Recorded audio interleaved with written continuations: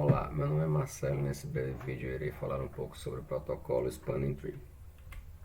Bem, inicialmente, considerando essa rede bem simples, composta por 3 suítes e 2 computadores, nós verificamos que cada suíte está interligado por um link e também a existência de um link reserva para caso ocorra alguma queda.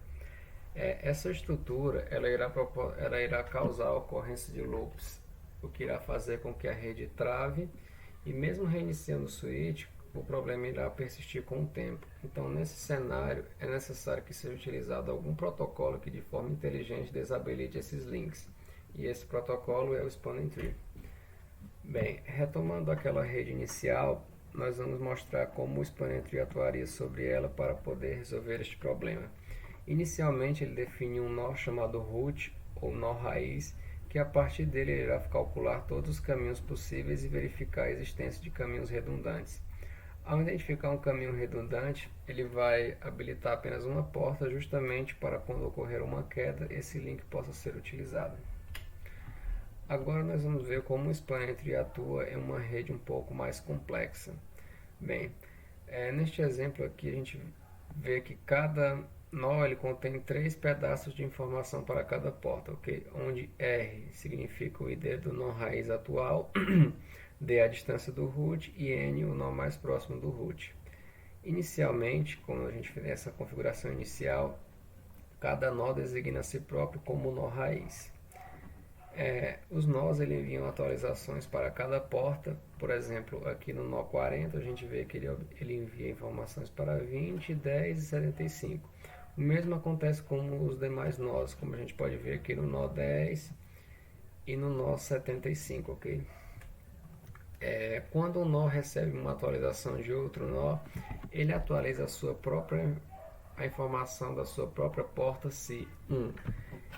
Ele identificar um nó raiz com ID menor. 2. A atualização identificar um nó raiz com o mesmo ID, mas com uma distância menor. Ou 3. Se o nó raiz, ou o root, de distância são os mesmos, mas o nó que enviou tem um ID menor. Depois disso, o nó recebe as atualizações de configuração, seleciona aquela a melhor e descarta as demais. Quando o nó recebe uma mensagem de configuração que contém um ID raiz menor, então ele conclui que ele não é o nó raiz da árvore e dessa forma ele para de enviar suas próprias mensagens de configuração e envia apenas as mensagens recebidas. Como a gente pode ver aqui nesse exemplo, depois de uma interação, os nós 40, 75 e 80, eles já ficam sabendo que não são nó raiz. Entretanto, o nó 20 ele ainda pensa que é o nó raiz. Na próxima interação a gente verifica que os nós eles concluem, que eles não são nó raiz e encaminham apenas a atualização do nó raiz para os outros nós. Por exemplo, aqui a gente nota que os nós 40 e 80 ele encaminham atualizações de nó raiz. O nó 75 também, por sua vez, irá encaminhar uma atualização para o nó 80, mas o nó 80 irá descartá-la. Quando as atualizações estabilizam apenas o nó raiz, ele gerará mensagens de atualização, ok? Os outros nós estão encaminhando apenas mensagens sobre os enlaces que fazem parte da chamada árvore geradora. Esse termo árvore geradora decorre justamente do fato que a gente tem essas ramificações que são estendidas a partir do ID original, dando uma ideia de uma árvore. Os enlaces são não usados na árvore geradora, eles encaminham quadros. Estes enlaces são denominados enlaces bloqueados, que são aqueles enlaces responsáveis pelos caminhos redundantes. Quando o algoritmo estabiliza, os enlaces ativos formam a árvore geradora, conforme a gente viu anteriormente. E para aquele exemplo original, a gente nota que a árvore geradora obtida foi essa. E a gente tem aqui um enlace bloqueado, que é justamente o responsável pela ocorrência de loops.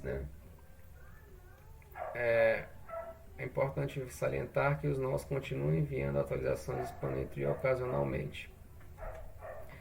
Bom, Agora que a gente viu como o Spanner Tree atua em uma rede, nós vamos ver os tipos de Spanner Tree que existem. Bem, existe o Spanner Tree puro, né, vamos dizer assim, que é a versão original do protocolo, que é uma versão que tem como desvantagem a sua lentidão, né, já que ela calcula todos os caminhos em uma mesma instância. E isso em uma rede grande pode demorar bastante tempo. Em seguida, foi desenvolvido o Rapid Spanning Tree, que é uma versão que habilita os links quase de forma instantânea. E também existe o Multiple Spanning Tree, que é uma versão que permite o uso de ilhas, conforme a gente vai ver com mais detalhes a seguir.